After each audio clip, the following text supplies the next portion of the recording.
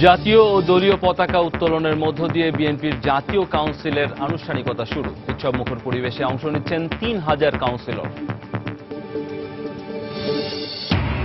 নৌবাহিনীতে আজ যুক্ত হল যুক্তরাষ্ট্র ও চীন থেকে আনা ৩টি যুদ্ধ জাহাজ।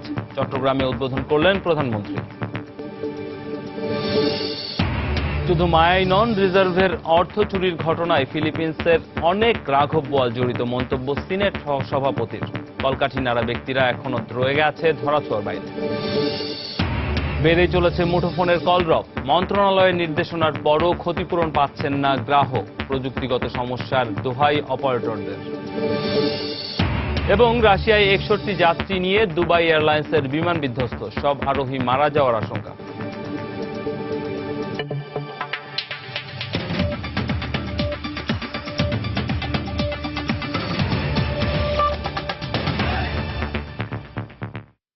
সময় সংবাদের সঙ্গে আছি আমি রামিম হাসান। যুক্তরাষ্ট্র ও চীন থেকে আনা ৩টি যুদ্ধজাহাজ যুক্ত হল বাংলাদেশ নৌবাহিনীতে। সকাল 11:30টার দিকে প্রধানমন্ত্রী পতেঙ্গা এলাকায় ইশাখা নৌঘাটিতে কমিশনিং অনুষ্ঠানে যোগ দেন। এই মুহূর্তে পতেঙ্গায় নৌবাহিনীর ইশাখা ঘাটিতে বক্তব্য রাখছেন প্রধানমন্ত্রী শেখ হাসিনা। আমরা সরাসরি চলে যাচ্ছি সেখানে। মহান আল্লাহ তাআলার অশেষ রহমতে আজ নৌবাহিনীতে সংযোজিত হলো যুক্তরাষ্ট্র থেকে সংগৃহীত যুদ্ধজাহাজ 12 নৌজার সমুদ্র অভিযান এবং চীনের নবনির্মিত 12 নৌজার স্বাধীনতা ও 12 নৌজার প্রত্যয়।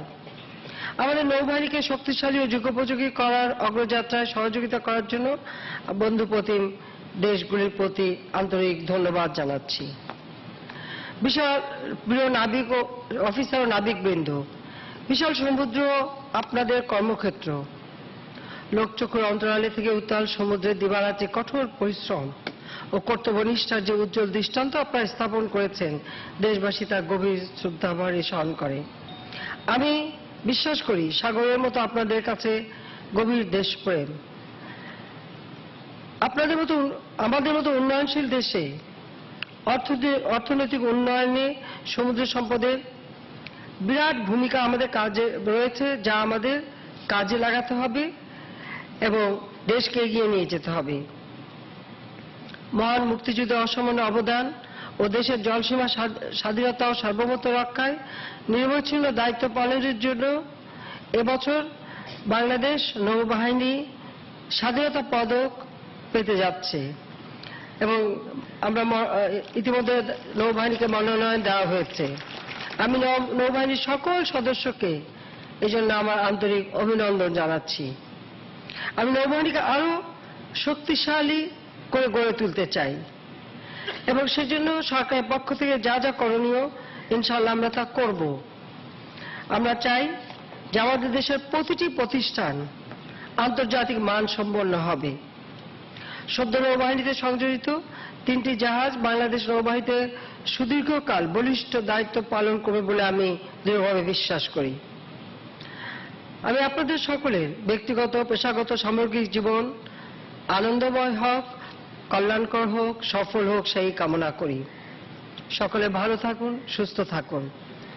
চলুন ঐক্যবদ্ধভাবে দেশকে গড়ে তুলে আমাদের মাতৃভূমি যেন বিশ্ব সভায় বাঙালি জাতি মাথা উঁচু করে মর্যাদার সাথে চলতে পারে, সেইভাবেই আমরা আমাদের দেশকে গড়ে তুলি। মহান আল্লাহ তাআলা আমাদের সকলের সহায় হন।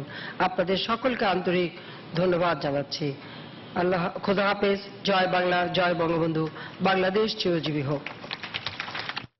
দর্শক, ইশাখার নৌঘাটিতে নৌবাহিনীর কমিশনিং অনুষ্ঠানে বক্তব্য রাখছিলেন প্রধানমন্ত্রী শেখ হাসিনা। সারা দেশে সর্বস্তরের নেতাকর্মীদের অংশগ্রহণে শুরু হয়েছে বাংলাদেশ জাতীয়তাবাদী দল বিএনপির 6ষ্ঠ জাতীয় কাউন্সিল। দলের চেয়ারপারসন বেগম খালেদা জিয়া সকাল 11টায় জাতীয় ও দলীয় পতাকা উত্তোলনের মধ্য দিয়ে আনুষ্ঠানিকভাবে এর উদ্বোধন করেন। প্রায় 6 বছর পর আয়োজিত এই কাউন্সিল অধিবেশনে অংশ নিতে ভোর থেকেই রাজধানীর ইঞ্জিনিয়ার্স ইনস্টিটিউট মিলনায়তনে দলে দলে আসতে থাকেন বিভিন্ন জেলার নেতাকর্মীরা। সকাল 10:30টা নাগাদ দলের শীর্ষ নেতারাও সম্মেলন স্থলে উপস্থিত হন। 3100 কাউন্সিলর ছাড়াও বিভিন্ন পর্যায়ের নেতাকর্মী এবং প্রায় 10,000 আমন্ত্রিত অতিথি এই সম্মেলনে যোগ দিয়েছেন বলে জানিয়েছে বিএনপি। এই অবস্থায় ইঞ্জিনিয়ার্স ইনস্টিটিউটের পাশাপাশি সোহরাওয়ার্দী উদ্যানের অংশবিশেষ সম্মেলন স্থল হিসেবে ব্যবহার করছে দলটি। এবারের সম্মেলনে নীতি নির্ধারণী ফোরাম সহ বিএনপির গুরুত্বপূর্ণ বিভিন্ন পদে বড় ধরনের পরিবর্তন আসতে পারে বলে ধারণা করা হচ্ছে। এর আগে 2009 সালের 8 ডিসেম্বর বিএনপির জাতীয় কাউন্সিল অনুষ্ঠিত হয়। যে পাশের মঞ্চ, এই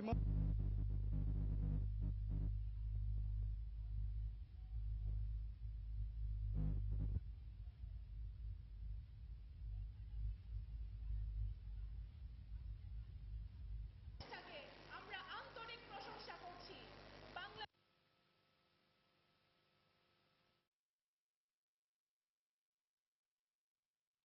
দর্শক, এই মুহূর্তে ইঞ্জিনিয়ার্স ইনস্টিটিউটে আছেন আমাদের রিপোর্টার সালাউদ্দিন সুমন ও জুনায়েদ আল হাবিব। বিএনপির কাউন্সিলর খবর জানতে সরাসরি চলে যাব তাদের কাছে। প্রথমে যাচ্ছি সালাউদ্দিন সুমনের কাছে।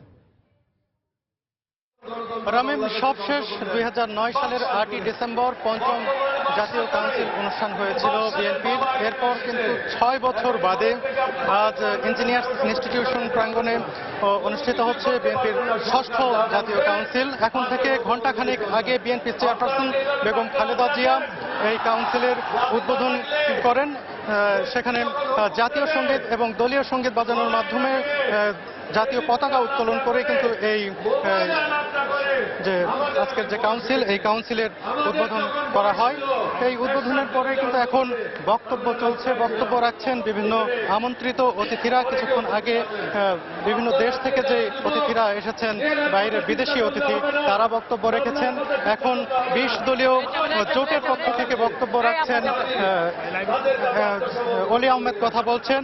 পাশাপাশি এর আগে কিন্তু বক্তব্য রেখেছেন এখন পর্যন্ত যিনি বিএনপির ভারপ্রাপ্ত মহাসচিব মির্জা ফখরুল ইসলাম আলমগীর। তিনি বিভিন্ন বিষয় নিয়ে কথা বলেছেন, দলের বিভিন্ন সংগঠনকে শক্তিশালী করার বিষয়ে কথা বলেছেন, তাদের আন্দোলন নিয়ে কথা বলেছেন, আরো কথা বলেছেন যে সামনের দিনগুলোতে কিভাবে তারা চলবেন এই কাউন্সিলের পরে, সেসব বিষয় নিয়ে কথা হয়েছে। পাশাপাশি এর পরবর্তীতে কিন্তু কথা বলবেন বিএনপি চেয়ারপারসন বেগম খালেদা জিয়া। তার আগে কথা বলার কথা রয়েছে ভিডিও কনফারেন্সের মাধ্যমে বিএনপির senior vice chairman Tarique Rahman কথা বলবেন বলে আমরা জানতে পেরেছি। আপনাদের জানিয়ে রাখি যে আজকে যদিও কাউন্সিল অনুষ্ঠিত হচ্ছে, এর আগেই কিন্তু বিএনপি চেয়ারপারসন এবং সিনিয়র ভাইস চেয়ারম্যান নির্বাচন হয়ে গেছে। সেটি কিন্তু আজকে যে দ্বিতীয় সেশন সেখানে এটি তোলা হবে চূড়ান্ত অনুমোদনের জন্য। পাশাপাশি যে দ্বিতীয় সেশন সেটি শুরু হবে মূলত বিকেল 3টা থেকে। সেখানে দলের গঠনতন্ত্রের বিভিন্ন দিক সংশোধনের ব্যাপারে আলোচনা করা হবে। সেই সংশোধনের বিষয়ে কিন্তু 2 দিন আগে অর্থাৎ বৃহস্পতিবার রাতেই কিন্তু স্থায়ী কমিটির বৈঠকে সিদ্ধান্তগুলো নেওয়া হয়েছে। সেই সিদ্ধান্তগুলো আজকের এই যে কাউন্সিল, এই কাউন্সিলে উত্থাপন করা হবে। এর পরপরই সেখান থেকে তারা সিদ্ধান্ত নেবেন গঠনতন্ত্র সংশোধনের ব্যাপারে। একটি গুরুত্বপূর্ণ সংশোধনের বিষয় যেটি আমি জানাতে পারি সেটি হচ্ছে যে দলের কো চেয়ারম্যান নামে একটি পদ তারা সৃষ্টি করার চেষ্টা করছেন, প্রস্তাব করেছেন, যেটি অনুমোদন হলে সেখানে তারেক রহমানকে সেই পদে দেয়া হতে পারে বলে আমরা জানতে পেরেছি। আরো একটি বিষয় জানিয়ে রাখি যে দীর্ঘদিন ধরে অর্থাৎ 5 বছর ধরে দলের ভারপ্রাপ্ত মহাসচিব হিসেবে রয়েছেন মির্জা ফখরুল ইসলাম আলমগীর।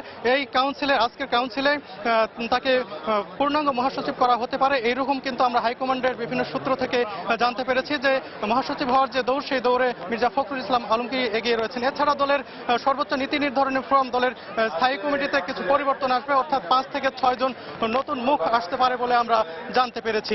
সবশেষ আমরা কিন্তু এখানে সারাদিনে আছি, প্রথম সেশনে আছি এবং দ্বিতীয় সেশনে যে গুরুত্বপূর্ণ সিদ্ধান্তগুলো হবে সেগুলো কিন্তু আমরা সরাসরি এখান থেকে জানিয়ে দেব। এই ছিল এখানকার সর্বশেষ পরিস্থিতি। রামিম। সুমন জানাচ্ছিলেন ইঞ্জিনিয়ার্স ইনস্টিটিউটের ভিতরের অবস্থান। একটু বাইরের অবস্থা জানবো, সেখানে রয়েছেন জুনায়েদ আল হাবিব। হাবিব, নেতাকর্মীদের মধ্যে কেমন উদ্দীপনা দেখা যাচ্ছে, বিশেষ করে বাইরের জায়গাটাতে? হাবিব।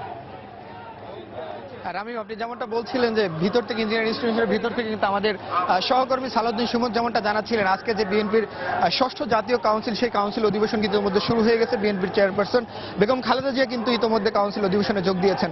আমি আসলে কাউন্সিল অধিবেশনের যে ইঞ্জিনিয়ারিং ইনস্টিটিউশন, সেই ইঞ্জিনিয়ারিং ইনস্টিটিউশনের বাইরে আমি অপেক্ষা করছি। আসলে এখানে যে উৎসুক যে নেতাকর্মীরা রয়েছেন বিএনপির, তারা কিন্তু এখানে এসে জড়ো হচ্ছেন। মিছিলে পুরো এলাকা কিন্তু মুখরিত হয়ে আছে। আসলে রামিম, বলা চলে যে গত কয়েকদিন ধরে যেভাবে বিএনপির কেন্দ্রীয় নেতাদের মুখে আমরা যেমনটা শুনছিলাম যে এই বিএনপির এই ষষ্ঠ কাউন্সিলের মাধ্যমে ঝিমিয়ে পড়া বিএনপি আবার পুনরুজ্জীবিত হতে যাচ্ছে, নেতাকর্মীরা আবার একত্রিত হয়ে তাদের যেই উদ্দেশ্য সেই উদ্দেশ্যের পথে তারা এগিয়ে যাবে। যেমনটা তারা বলছিলেন যে আজকের এই ইঞ্জিনিয়ারিং ইনস্টিটিউশনে তার বাস্তব প্রতিফলনে কিন্তু আমাদের কাছে তেমনটাই মনে হচ্ছে। আর যদি আইন শৃঙ্খলা রক্ষাকারী বাহিনীর সদস্যদের আসলে ভূমিকার কথা বলি তাহলে বলা চলে অনেকটাই প্রশংসনীয়। এখন পর্যন্ত কোনো ধরনের অপ্রীতিকর ঘটনা বা আইন শৃঙ্খলা রক্ষাকারী বাহিনীর মধ্যে অথবা বিএনপি এবং তার অঙ্গ সংগঠন কারোর মধ্যে এই ধরনের কোনো ঘটনা কিন্তু এখন পর্যন্ত ঘটেনি। সবকিছু মিলিয়ে রামিন যে বিষয়টি আসলে বলা চলে ইঞ্জিনিয়ারিং ইনস্টিটিউশনের সামনে কিন্তু এখন এক ধরনের উৎসব মুখর পরিবেশের মধ্য দিয়ে বিএনপির ষষ্ঠ জাতীয় কাউন্সিল অধিবেশন কিন্তু চলছে। বিশেষ করে যারা কাউন্সিলর রয়েছেন তারা কিন্তু ইঞ্জিনিয়ারিং ইনস্টিটিউশনের ভেতরে প্রবেশের অধিকার পেয়েছেন, সুযোগ পেয়েছেন, কিন্তু কাউন্সিলরের বাইরে যারা ডেলিগেটস বা সাধারণ নেতাকর্মী যারা রয়েছেন তারা কিন্তু ভেতরে প্রবেশের সুযোগ পাননি, যার কারণে এই রাস্তাও কিন্তু পুরোপুরি বন্ধ হয়ে আছে। এখানে এক পাশ দিয়ে যান চলাচল করলো, আরেকটা পাশ কিছুক্ষণ আগে প্রায় 10:30-11টার দিকে কিন্তু ওই রাস্তাটিও পুলিশ বন্ধ করে দেয়, নেতাকর্মীদের জড়ো হয়ে এখানে আসলে তাদের যে কাউন্সিল অধিবেশন সফল করার কিন্তু সুযোগ করে দিয়েছে। আরেকটি বিষয় হচ্ছে যে পাশে যে সোহরাওয়ার্দী উদ্যান এবং রমনা পার্ক রয়েছে সেখানেও কিন্তু আমরা দেখেছি অসংখ্য নেতাকর্মীদের আসলে ভিড় জমিয়েছেন। তারা এই জাতীয় কাউন্সিলে আসলে কোন ধরনের নেতা নির্বাচিত হবেন এবং তারা সেই দিকে কিন্তু তাকিয়ে আছেন। তো সবকিছু মিলিয়ে নেতাকর্মীরা আশা করছেন একজন যোগ্য নেতা এবং যোগ্য উত্তরসূরি হচ্ছে তারা আসলে পাবেন এবং তাদের মাধ্যমে এই ঝিমিয়ে পড়া বিএনপি বলি আসলে বিএনপির যে একটু থমকে যাওয়া সেই থমকে যাওয়া আবার তারা নতুনভাবে শুরু করবেন বলে আসলে তারা আশা করছেন, তারা তেমনটাই প্রত্যাশা করছেন। তো সবকিছু মিলিয়ে রামিম বলা চলে এখানে উৎসবমুখর পরিবেশের মধ্য দিয়ে বিএনপির এই ষষ্ঠ জাতীয় কাউন্সিল অধিবেশন চলছে এবং শেষ পর্যন্ত আমরা এখানে আছি। সবশেষ পরিস্থিতি কিন্তু আমরা আপনাদেরকে জানিয়ে দিব। রামিম, বিএনপি ষষ্ঠ জাতীয় কাউন্সিলকে ঘিরে যেই পরিস্থিতি তৈরি হয়েছে রাজধানীর ইঞ্জিনিয়ার্স ইনস্টিটিউটের ভিতর এবং বাইরে, সেখান থেকে জানাচ্ছিলেন আমাদের রিপোর্টার সালাউদ্দিন সুমন এবং জুনায়েদ আল হাবিব। সময় সংবাদে আরো থাকছে। প্রচারণা আর উন্নয়নের নানা প্রতিশ্রুতিতে সরগরম ইউনিয়ন পরিষদ নির্বাচনের মাঠ, নাম নয় কাজের প্রার্থী চান ভোটার।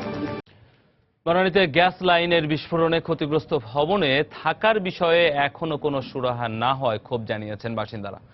সংশ্লিষ্ট সেবা প্রতিষ্ঠানের বিরুদ্ধে শিগগিরই ক্ষতিপূরণ মামলা করা হবে বলে জানিয়েছেন তারা। এদিকে সকালে ভবনের ভেতর থেকে প্রয়োজনীয় মালামাল সরিয়ে নেওয়ার সুযোগ দেয়া হয় বাসিন্দাদের। পুলিশ প্রহরায় তাদের ভেতরে ঢোকানো হয়। তদন্ত দলের পাশাপাশি ওয়াসা সহ বিভিন্ন সেবা সংস্থার কর্মকর্তারা ঘটনাস্থল পরিদর্শনের কথা রয়েছে। বৃহস্পতিবার মধ্যরাতে রাজধানীর বনানীর ওই বাড়িটি হঠাৎ বিস্ফোরণে আগুন লেগে যায়। এতে অন্তত 10 জন আহত হন। 6 তলার এই ভবনটিতে 20টি ফ্ল্যাটে অন্তত 18টি পরিবার বসবাস করত। গ্যাস বিস্ফোরণের পর থেকেই এই পরিবারগুলো আত্মীয় স্বজনের বাড়িতে থাকছেন।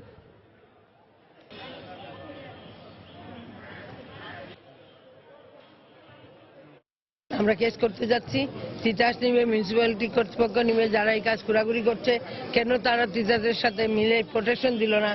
যেখানে গত 2টা রাত আগের দিন সারা দিন তাদেরকে ফোন করা হয়েছে, বলে হাজার হাজার ফোন আসে, আমরা একটা ফোনের কি গুরুত্ব দিব? আমরা একটা কাপড়ে বের এসেছি, গেঞ্জি পরে, কোনো টাকা নাই, আমরা ইনজিওর্ড, কেউ একজন আমাদের হাসপাতালে নিয়ে যায় নাই, কোনো অ্যাম্বুলেন্সের সাহায্য পাই নাই, আমরা আমাদের কোনো সেলফোন নাই যে একজনকে ফোন করব, কারণ সব ফোনগুলো আমরা ওখানে রেখে আসছি। বৃহস্পতিবার রাত্রেই তো ঘটনা ঘটছেন, ওই দিনই আপনার সকাল 10টা থেকে 11টা 12টা এইভাবে 4-5 বার টেলিফোন করা হয়েছে। তখন ওনারা বললেন লাস্টে আমাদের যে আমরা লোক দিতে পারি, আপনারা যদি লেবার দিয়ে মাটি কাটায় দেন তাহলে আমরা কাজ করে দিতে পারি।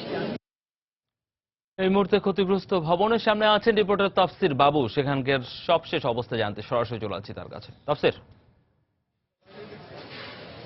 হ্যাঁ রামিম, এখানে আমরা দেখেছি যে সকাল 10টার পর থেকে আসলে এখানে যারা বাসিন্দা এই বাসায় ছিলেন তাদেরকে একে একে উপরে উঠানো হয়।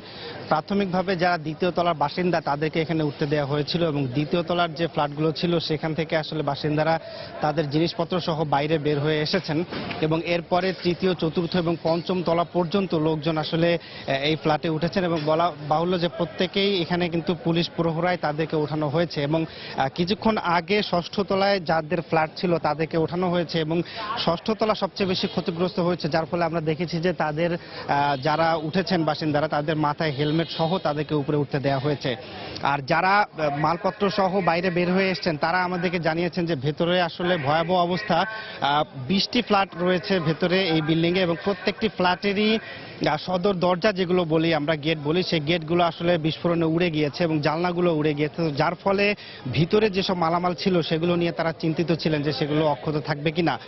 এবং স্বর্ণালঙ্কার কিংবা টাকা পয়সা এই ধরনের জিনিসপত্র গতকালই দুপুরের মধ্যে তারা বের করে এনেছেন এবং আজকে যেহেতু সিদ্ধান্ত হয়েছে যে এই বাসায় তারা আপাতত থাকতে পারছেন না, সেহেতু এই বাসায় এখন বাকি যেসব গুরুত্বপূর্ণ যেসব মালামাল এখন অক্ষত আছে সেগুলো তারা বের করার সুযোগ পাচ্ছেন এবং বের করছেন।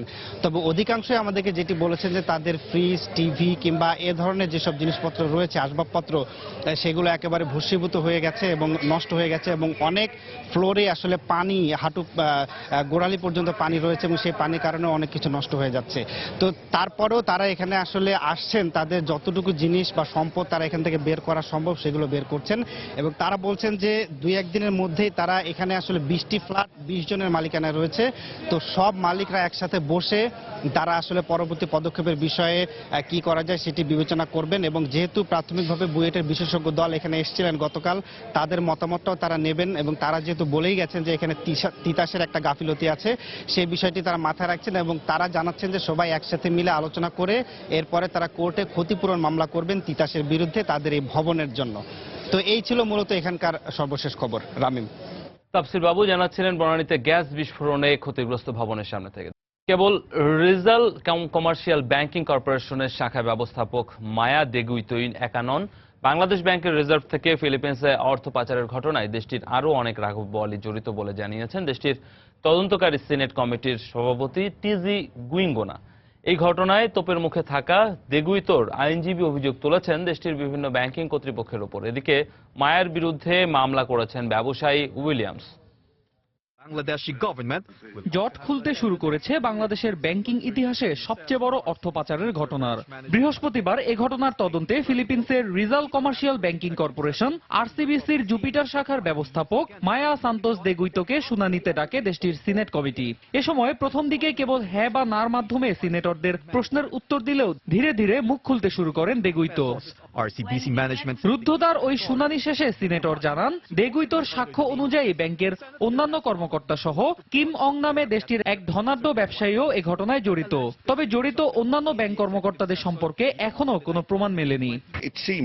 শুনানিতে দেগুইতো যা বলেছেন তা থেকে এখন পর্যন্ত আমরা যেটা বুঝতে পারছি তা হলো তিনি আসলে পরিস্থিতির শিকার। কলকাঠি নিশ্চয়ই অন্য কেউ নেড়েছে এবং মূল পরিকল্পনাও তারাই করেছে। এদিকে এ ঘটনায় এখন পর্যন্ত কেবল আরসিবিসির জুপিটার শাখার ব্যবস্থাপক মায়া সান্তোস দেগুইতোকেই দায়ী করা হলেও তার আইনজীবী এবার অভিযোগ তুলেছেন ফিলিপিন্সের অ্যান্টি মানি লন্ডারিং কর্তৃপক্ষ সহ দেশটির অন্যান্য ব্যাংকিং কর্তৃপক্ষের উপর।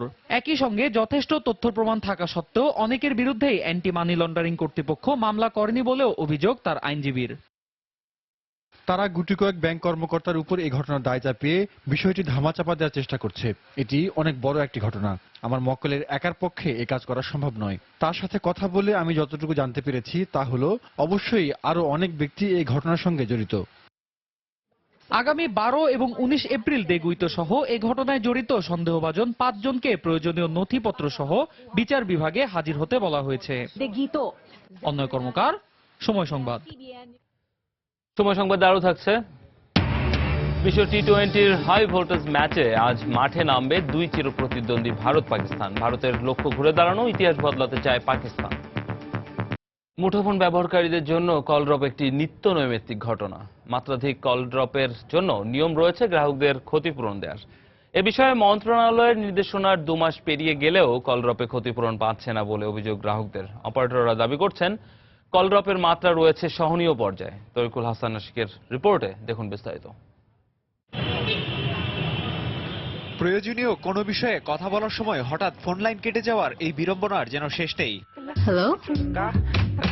কথা না হলেও ঠিকই কেটে নেওয়া হচ্ছে নির্দিষ্ট সময়ের টাকা। এমন ক্ষেত্রে ক্ষতিপূরণ হিসেবে কল সময়ের মূল্য ফেরত পাওয়ার নির্দেশনা বা আশ্বাস থাকলেও তা পাচ্ছেন না বলে অভিযোগ গ্রাহকদের। 5 মিনিটের মধ্যে 3 বার কল ড্রপ করে, কথার মাঝখান দিয়ে ফোন কেটে যাওয়া আসলে খুবই বিরক্তিকর। আগে ফোনটা কেটে গেল, তো তখন একটা এম্বারাসিং সিচুয়েশন হয়, ভুল বুঝাবুঝি সৃষ্টি হয়, আর এই জিনিসটা এখন বারবার ঘটছে। সিম কোম্পানি বলে যে আমরা টাকাটা ফেরত দিব বা মিনিট ব্যাক হবে, বাট আসলে এটা শুধু ওখানেই কথা পর্যন্তই। আন্তর্জাতিক টেলিযোগাযোগ ইউনিয়নের বেঁধে দেয়া কল ড্রপের মাত্রার চেয়ে নিজ অপারেটরের কল ড্রপ সহনীয় পর্যায়ে রয়েছে বলে দাবি করেন এই অপারেটর কর্মকর্তা। এ সময় কল ড্রপের কারণ হিসেবে তুলে ধরলেন নানা প্রযুক্তিগত সমস্যার কথা। আমাদের ক্ষেত্রে কল ড্রপ কিন্তু 1%, অ্যারাউন্ড 1%, কখনো কখনো কম।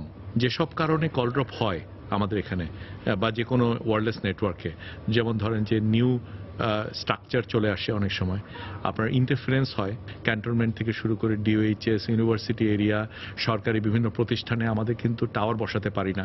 নিজস্ব মনিটরিং এর মাধ্যমে কল ড্রপের মাত্রা নির্ণয় করে মাত্রাধিক কল ড্রপের জন্য গ্রাহকদের ক্ষতিপূরণের বিষয়ে দ্রুত ব্যবস্থা নেওয়ার জন্য বিটিআরসিকে নির্দেশ দেওয়া হয়েছে বলে জানান ডাক ও টেলিযোগাযোগ প্রতিমন্ত্রী। আমি এটিকে গুরুত্ব আরোপ করেছি এবং বিটিআরসিকেও আমি নির্দেশনা দিয়েছি যে আপনারা এটা নিজস্ব মনিটরিং সিস্টেমের মধ্যে আনতে হবে, যেখানে কল ড্রপটা কত পরিমাণ হচ্ছে আইটিইউ নির্ধারিত মানের অধিক সংখ্যক হয়, তাহলে সেক্ষেত্রে অবশ্যই তাদের কল ফেরত দিতে হবে টেক্সট মেসেজের মাধ্যমে। বিশ্বের প্রায় সব দেশেই রয়েছে কল ড্রপ সমস্যা, তবে তার মাত্রা সহনীয়। মাত্রাধিক হলেই দেয়া হয় ক্ষতিপূরণ। এদেশেও কল ড্রপের মাত্রা সহনীয় পর্যায়ে কমিয়ে আনার পাশাপাশি প্রাপ্য ক্ষতিপূরণের প্রত্যাশা মুঠোফোন গ্রাহকদের। তারিকুল হাসান আশিক, সময় সংবাদ, ঢাকা। চট্টগ্রামের পতেঙ্গায় নৌবাহিনীর বিশেষ স্কোয়াড সোয়ার্ডস ও মেরিটাইম হেলিকপ্টারের অংশগ্রহণে বিশেষ মহড়া হচ্ছে। আমরা সরাসরি চলে যাচ্ছি সেই মহড়া দেখতে।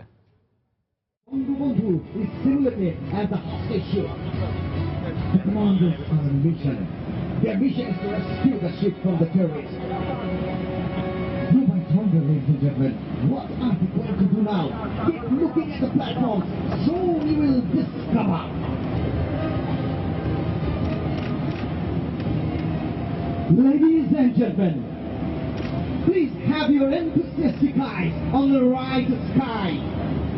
You'll see the majestic approach of our নৌবাহিনীর সাথে যুক্ত হওয়ার কথা তারই একটি আমরা দেখতে পাচ্ছি এবং তার চারপাশে কিছু স্পিড বোটকে দেখা যাচ্ছে চারপাশে ঘুরতে, এবং এই পুরো বিষয়টি এই মুহূর্তে সেই জায়গাতে উপস্থিত থেকে অবলোকন করছেন প্রধানমন্ত্রী শেখ হাসিনা। এবং পাশাপাশি আমরা যেটি এর আগেও জানিয়েছি যে সেখানে নৌবাহিনীর বিশেষ স্কোয়াড সোয়ার্ডস ও মেরিটাইম হেলিকপ্টারের অংশগ্রহণে বিশেষ মহড়া একই সাথে অনুষ্ঠিত হচ্ছে এবং আপনারা সেই দৃশ্যগুলোই দেখতে পাচ্ছেন। এবং সাগরের ঢেউয়ের মধ্যে এই অভিযানগুলো যেভাবে সাধারণত পরিচালনা করা হয় তারই একটি নমুনা আপনারা এখানে দেখতে পাচ্ছেন। এবং সেখানে আমরা দেখতে পাচ্ছি যে নৌবাহিনীর সদস্যরা এখন সেই জায়গাতে উপস্থিত থেকে সেই মহড়ায় অংশগ্রহণ করছেন এবং তাদের যে বিভিন্ন রকম কসরত সাধারণত যুদ্ধের সময় আমরা দেখে থাকি সেই ধরনের কিছু বিষয় এবং নমুনা তারা তুলে ধরছেন। এবং আমরা দেখতে পাচ্ছি যে এখানে যেই বিশেষ যে মহড়া অনুষ্ঠানের কথা রয়েছে এবং যে 3টি যুদ্ধ জাহাজ আজকে নৌবাহিনীর সাথে যুক্ত হওয়ার কথা রয়েছে, সেই সব কিছু মিলিয়ে একটি উৎসব মুখর পরিবেশও কিন্তু লক্ষ্য করা যাচ্ছে নৌবাহিনীর সদস্যদের মাঝখানে। আপনারা হেলিকপ্টার দেখতে পাচ্ছেন, যেটি নৌবাহিনীর যেই মেরিটাইম হেলিকপ্টার, সেই হেলিকপ্টার এখানে রয়েছে এবং অন্যান্য যেই তাদের যেই যন্ত্র এবং যুদ্ধে ব্যবহৃত যেসব অস্ত্রশস্ত্র সেগুলোর ব্যবহারও কিছুটা এখানে অবলোকন করা যাচ্ছে। কিছুক্ষণ আগেই আমরা দেখতে পাচ্ছিলাম যে এখানে যেই যুদ্ধ জাহাজ থেকে শত্রুকে লক্ষ্য করে যে ধরনের গোলাগুলো নিক্ষেপ করা হয় তারই কিছু মহড়াও আমরা কিছুক্ষণ আগে লক্ষ্য করেছি, যদিও এই মুহূর্তে সেটি দেখা যাচ্ছে না। এই মুহূর্তে শুধুমাত্র আমরা যেই নতুন যুক্ত হওয়া জাহাজটি দেখতে পাচ্ছি, পাশাপাশি মেরিটাইমে যে হেলিকপ্টার এবং মহড়ারত যে বিশেষ স্কোয়াড তাদের যেই টহল দেওয়ার সময় যে স্পিড বোটগুলো সাধারণত তারা ব্যবহার করে সেগুলো দেখা যাচ্ছে। এবং আপনারা দেখতে পাচ্ছেন সেখানে ধোঁয়া দেখা যাচ্ছে এবং এভাবেই মূলত নৌবাহিনী থেকে যখন তারা অভিযানে অংশগ্রহণ করেন তখন এই ধরনের শারীরিক কসরত এবং পাশাপাশি এই ধরনের বিশেষ মুহূর্তে এই ধরনের অবস্থাগুলো আসলে যুদ্ধক্ষেত্রে দেখা যায়, তারই কিছু নমুনা আমরা এই মুহূর্তে দেখতে পাচ্ছি। এবং সেই যেই নৌবাহিনীর যে জায়গাটি রয়েছে অর্থাৎ কমিশনিং অনুষ্ঠানটি যেখানে অনুষ্ঠিত হচ্ছে সেই ইশাখা নৌবাহিনী, সেখানে স্বয়ং প্রধানমন্ত্রী উপস্থিত থেকে এই বিষয়গুলো অবলোকন করছেন। এবং পাশাপাশি জানিয়ে রাখি আজকে কিন্তু নৌবাহিনীর যেই কমিশনিং অনুষ্ঠান সেটিও একই সাথে অনুষ্ঠিত হচ্ছে এবং এই দুটি অনুষ্ঠান একসাথে অনুষ্ঠিত হওয়ার ফলেই প্রধানমন্ত্রী সেখানে অবস্থান করছেন এবং সেগুলোকে তিনি সেই জায়গাতে থেকে তাদেরকে উৎসাহিত করছেন এবং কিছুক্ষণ আগে তার বক্তব্যে আমরা সেই বিষয়গুলো শুনেছি। প্রধানমন্ত্রী যেমনটি বলছিলেন যে যেহেতু বাংলাদেশে যে সমুদ্র সীমা সেই সমুদ্র সীমাকে ঠিক রাখতে এবং সমুদ্র সীমা থেকে যে কোনো ধরনের অপ্রীতিকর অবস্থা ঠেকাতে, বিশেষ করে আমরা জানি যে মিয়ানমার থেকে এবং ভারত থেকে বিভিন্ন সময় যেই জলসীমাগুলো রয়েছে সেখানে অবৈধভাবে এই জলসীমার মধ্যে বাংলাদেশের জলসীমার মধ্যে প্রবেশ করতে দেখা যায় এবং যে চোরাচালানের বিষয়গুলো থাকে সেগুলো নিয়ন্ত্রণে মূলত নৌবাহিনী কাজ করে এবং সেই কাজের অংশকে এবং সেই কাজের ধারাবাহিকতাকে আরও বেগবান করতে বিভিন্ন সময় নৌবাহিনীতে এরকম যে যুদ্ধ জাহাজ এবং অন্যান্য যন্ত্রপাতিগুলো যুক্ত হয় তারই ধারাবাহিকতায় আজকে এই যুদ্ধ জাহাজ, যেটি বলা হচ্ছে যুক্তরাষ্ট্র থেকে আনা ফ্রিগেট বিএনএস সমুদ্র অভিযান একটির নাম এবং চীন থেকে মিসাইল ফ্রিগেট বিএনএস স্বাধীনতা ও বিএনএস প্রত্যয় নামে 3টি যুদ্ধ জাহাজ আনা হয়েছে এবং তারই ধারাবাহিকতায় আজকে যেই নৌবাহিনীর কমিশনিং অনুষ্ঠানে এই 3টি যুদ্ধ জাহাজ আনুষ্ঠানিকভাবে যুক্ত করা হলো। এবং আপনাদেরকে আরো কয়েকটি বিষয় জানিয়ে রাখি যে নৌবাহিনীতে মূলত ত্রিমাত্রিক বাহিনীতে রূপান্তর করা হবে বলে প্রধানমন্ত্রী শেখ হাসিনা জানিয়েছেন এবং প্রধানমন্ত্রীকে আমরা দেখতে পাচ্ছি সেখানে।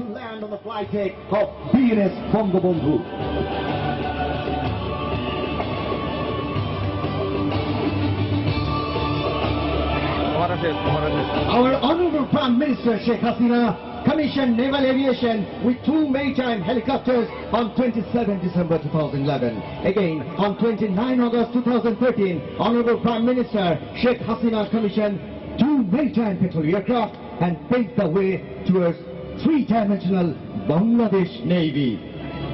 Jet landing requires exceptional skill, extensive training and highest level of precision.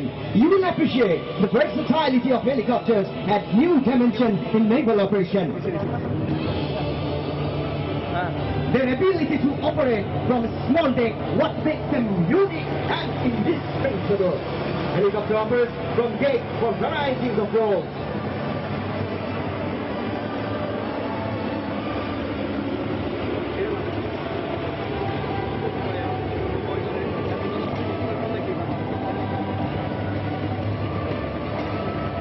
Our brilliant and courageous pilots have mastered the art of deck landing at sea in a very short span of time.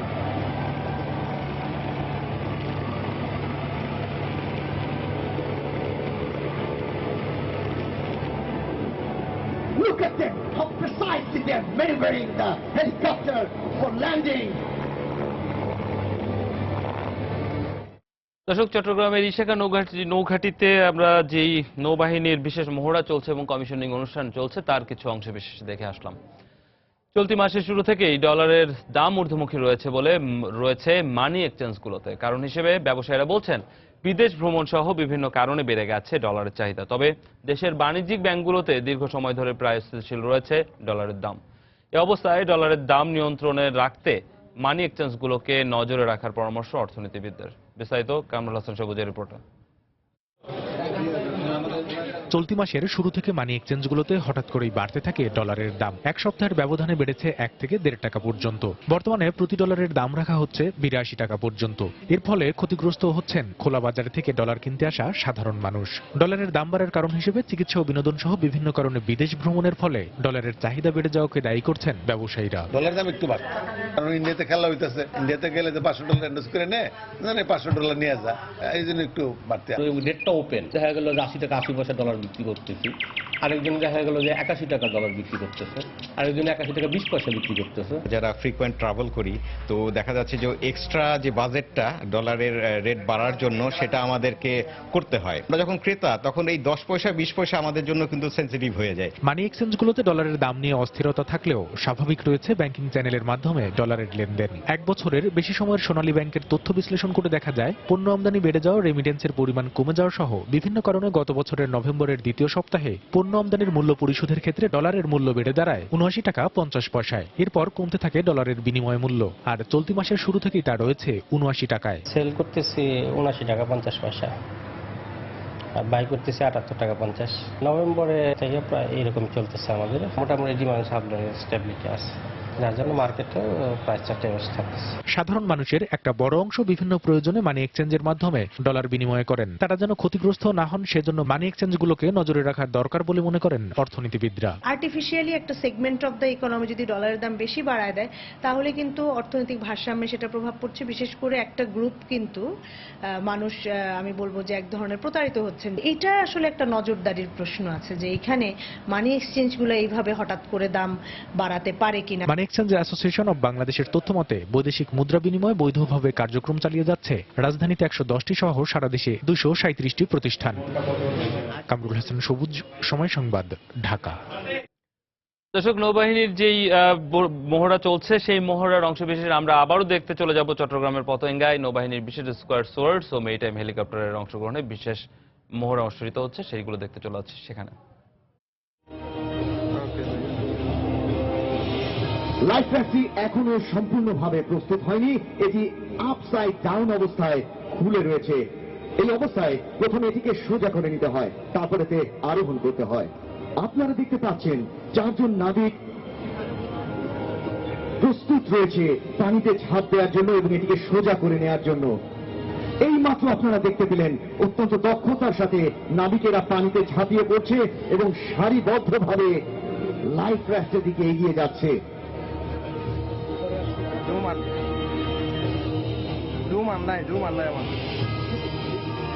Life raft সোজা করে নেওয়াটি একটি প্রশিক্ষণলব্ধ বিষয়। বাংলাদেশ নৌবাহিনীর পেশাদার সদস্যরা জীবন রক্ষায় এই সকল বিষয়ে অত্যন্ত সুনিপুণভাবে প্রশিক্ষিত।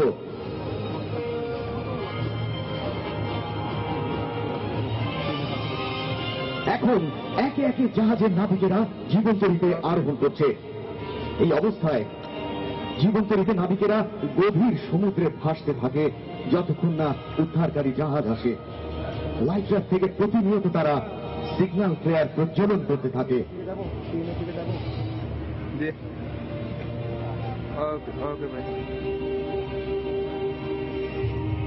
আমরা একটু পিএম এর দিকে আছি। হ্যাঁ,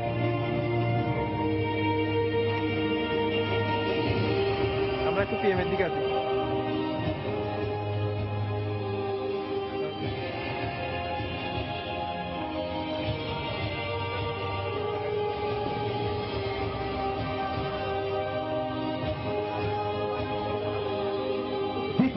দেখুন শুধু মণ্ডলী, উদ্ধারকারী জাহাজ অথবা কোনো বিমানকে আকৃষ্ট করার জন্য, তাদের দৃষ্টি আকর্ষণের জন্য নাবিকেরা এইমাত্র সিগন্যাল ফ্লেয়ার প্রজ্বলন করলো। এভাবেই লাইফ রাফটের মাধ্যমে গভীর সমুদ্রে নাবিকের জীবন রক্ষা পায়। আর এরই সাথে শেষ হলো আমাদের অ্যাডভেঞ্চারশিপ মহড়া। এরপর রয়েছে নেভাল এভিয়েশনের fly past. Ladies and gentlemen, now you will see stunning fly past of naval aviation.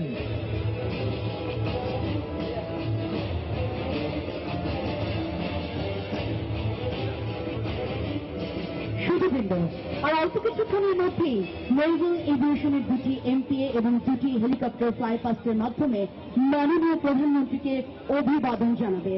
মাননীয় প্রধানমন্ত্রী শেখ হাসিনার ব্যক্তিগত প্রচেষ্টা ও দূরদর্শী চিন্তা ভাবনার প্রতিফলন আজকে বাংলাদেশ নৌবাহিনীর নেভাল এভিয়েশন।